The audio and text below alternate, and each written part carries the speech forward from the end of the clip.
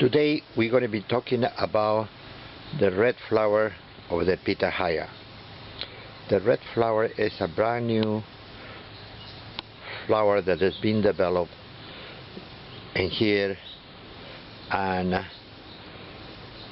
we've been working in this particular red flower since 2002, and so far we're working 15 years. This particular red flower, we called it in the beginning Asunta. That was in 2002 that we got the first fruit out of this. In that time the Asunta was a very small fruit with the skin of the fruit was green and the pulp was white. The flavor of that particular fruit that was very small, not even 1/4 of a pound, was just a little sweet and had a cinnamon flavor. But since I've been crossing back that particular Asunta with more pollen from different Pitahayas every year, I was trying to make the fruit bigger and taste better. So far I've been working quite a few years, like I said, 15 years in this particular flower, and now we achieve that the flower actually is big flower. When the bottom is not open yet, the flower is not open yet, the bottom is completely deep red, almost black, and the length of the bottom is 12 inches long. So it's a big flower, and then opens it up. Normally the bottom opens at 8 o'clock in the night and closes at 8 o'clock in the morning. As you can see, bees, they are doing pollination right now. The pollen of this particular flower don't work, it's not self-fertile. That means that her own pollen don't work for her to produce fruit. The only way you can get fruit out of this red flower is cross-pollinating. You have to get the pollen from the white Pitahaya or dragon fruit and put the pollen in the stigma of this particular, and that way you will get a good fruit. So far the fruits that we get from this particular Asunta 4 is big. It's almost 3/4 of a pound, and the length for the fruit to be ready is from bottom to flower takes 30 days, and after you did pollination takes 60 days to the fruit to be ready. So actually the whole cycle of this particular red flower produce fruit is 90 days. Then the pulp, the fruit that you get it out of that, like I say, is almost 3/4 of a pound. The skin is red, and the inside of the pulp is deep pink, very good color, beautiful color inside, pink, and the bricks measure 19 bricks. So actually it's a very good fruit, I will say.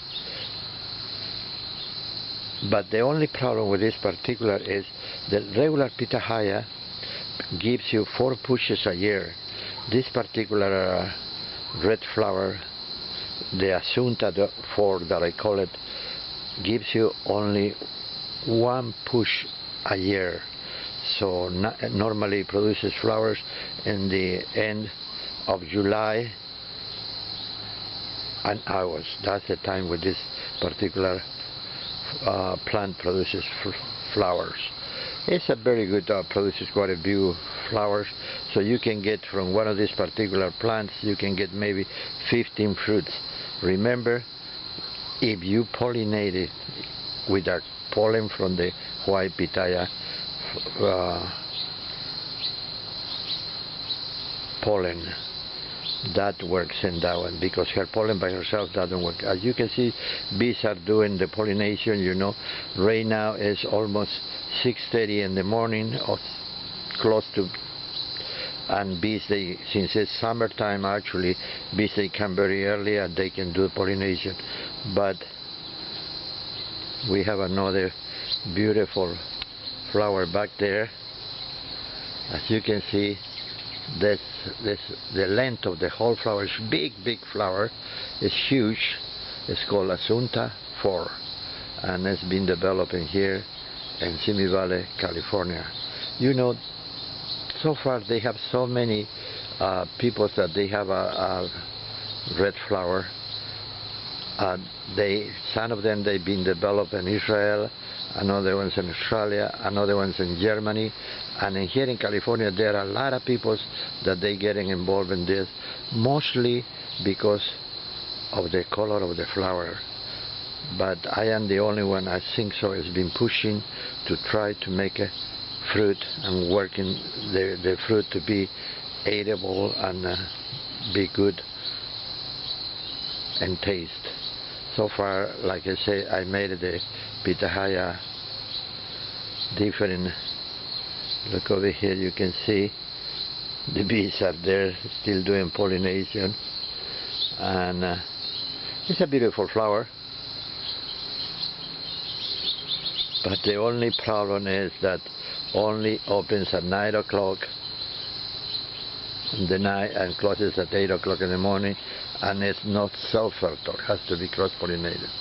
Well, maybe later by later I'm gonna keep on doing cross-pollinated back, so maybe I will be lucky and I will get a flower that will be self-fertile. But remember, each time you cross-pollinate and you get those seeds out of that and then you plant it, you know, you have to wait 5 years to see the results. And then once you get the plants growing, you don't know how they're going to come up. Some of them, they will be lousy, another ones they will be good. So actually it's how lucky you are when you grow cross-pollinated and see the results. Sometimes, mostly the time, the mother puts 60% of their characteristics and the father puts 40. So you have to cross-pollinate back again, so then you have to try to improve and achieve your goal. You have the white flower in here of the Pitahaya dragon fruit. It's been pollinated by the bees. Over there, this particular is a beautiful flower. This one is from it's Tricia. It's a beautiful flower, big, huge flower, and produces excellent fruit. I put the pollen of this one into the Asunta 4 to see how they're going to come up. So that will be Asunta 5 that will be growing out of that. So pretty soon, maybe in 3 years, or 4 years, I will see the results, how the cross from this particular flower with the red flower will come up. You know, like I say, Asunta is a red flower, and this is the white flower from the dragon fruit of Pitahaya. This particular flower is called Tricia. It's excellent, but we'll see. You know, you have to, if you really like to play with the flowers, you can do cross-pollinate yourself and you can create your own fruit. Once you put the pollen into the flower, you have to put a paper sack on top of that so the bees don't come and put pollen from another one, so then they don't damage your project. Once you put the paper sack on top of the flower, so then it's protected. So in 2 days you take the paper sack out, and then the flower will produce fruit. Like I mentioned before, the fruit takes from pollen to from bottom to flower takes 30 days, and this one, after it's pollinated, takes only 30 days. That's the difference with the red Pitahaya flower. The red Pitahaya flower takes from pollinated to be ready takes 60 days. So actually, in this particular, the white Pitahaya takes, the whole cycle is 60 days, and then the red Pitahaya flower takes 90 days. Well, today we're going to be talking about the fruit of Asunta 4.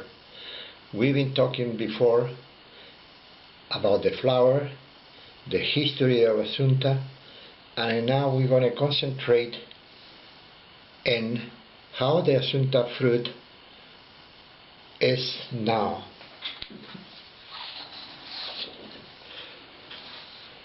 In this picture you can see the 4 different types of Asuntas we have. We have Asunta 1, that was very small. Asunta 2 is increased a little bit. Asunta 3, and then now the latest one is Asunta 4, that actually is a big fruit, completely different color of texture, and the flavor is equal to the regular pitahaya. So you can see all these 4 different types of pitahayas took me 16 years.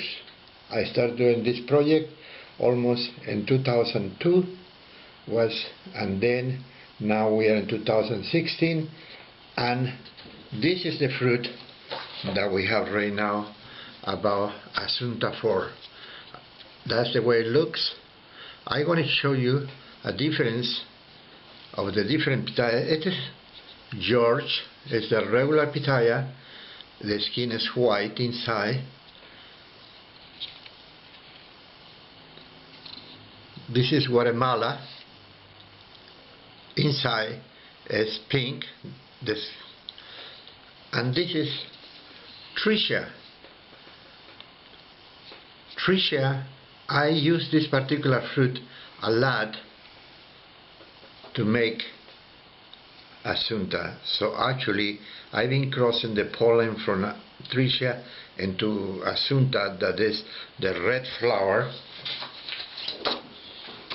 As you can see in here, this is the red flower of Asunta, that is Asunta 4. So that is now that we have a pitahaya or dragon fruit that has white flower and then red flower. So the weight, as you can see, of the regular pitahaya Guatemala, right there, you can see now the George. You can see now Tricia, and finally you can see Asunta 4.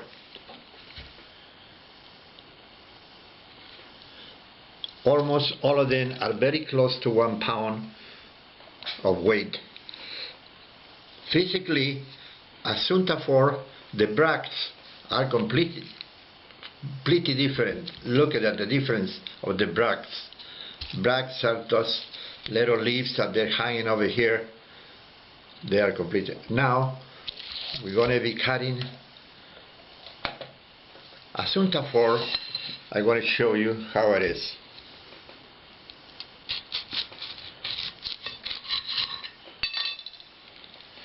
Look the color of Asunta 4.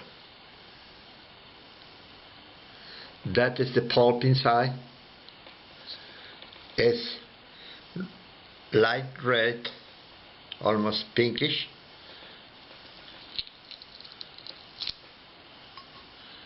So in the beginning, Asunta 1 was, the skin was kind of a greenish and the pulp was white. Now this is Asunta 4.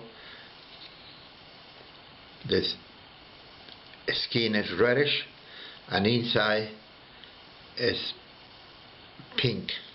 So that's the difference. And the flavor,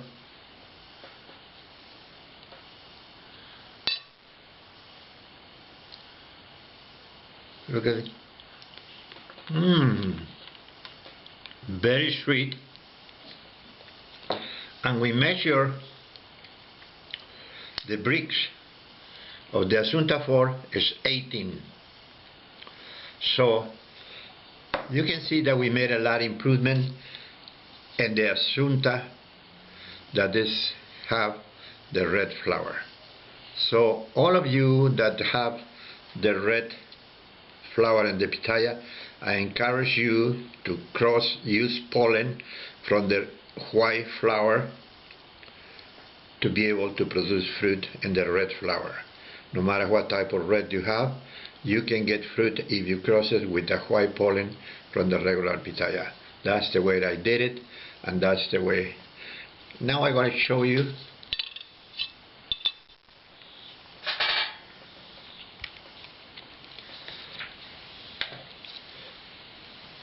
all different type of fruits. As you can see, all different pitahayas. I will show you another one. This is condor. It's not ready mature yet, but there's another very good one.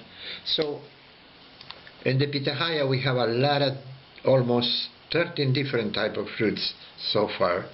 We've been crossing so many, and thanks to the work of a lot of peoples that they starting from seeds are creating new plants, new fruits in the pitayas, doing cross-pollination. And thanks to our founder Paul Thompson, that he's the one who started doing all those hybrids, and thanks to him we have so many different types, and we have a lot of members, and now that they're doing a lot of work in the pitahayas.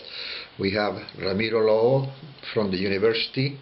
We have Gray Martin that is doing a very good job. We have me, you know, Ed Valdivia. We have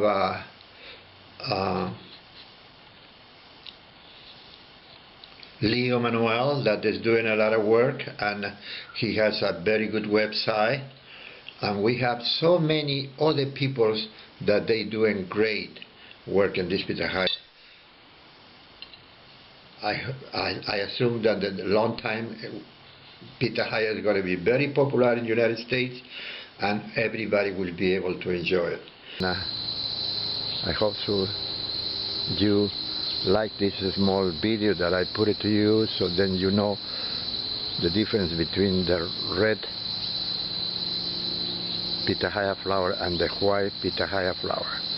Okay, this film is made in Simi Valley, California by Ed Valdivia. I hope so you enjoy it and you like it. Thanks so much. Bye.